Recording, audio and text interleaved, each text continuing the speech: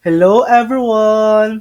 Today, I'll be showing you how to add your concert tickets to Google Wallet. First, open up the Google Wallet app on your phone and make sure you're logged in with your Google account. Once you're signed in, you'll land on the main dashboard. From here, tap on the Add to Wallet button.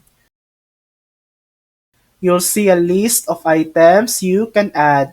Things like payment cards, transport passes, loyalty cards, and gift cards. Scroll all the way down until you see the option called Everything Else. This section is designed for items like concert tickets, gym memberships, insurance cards, and other type of passes. After selecting everything else, you'll need to review and accept the terms and conditions. Go ahead and tap Accept to continue. Now your phone's camera will automatically open. Position your concert ticket's barcode inside the frame to let it scan. If the barcode doesn't scan properly, you can also have the option to enter the ticket details manually.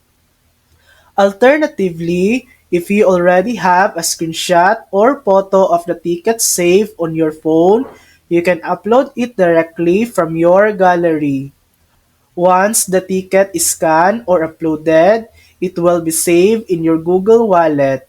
From now on, you can simply open your wallet app and show your digital ticket at the venue entrance, quick, simple, and secure. And that's it. That's how you add concert tickets to Google Wallet.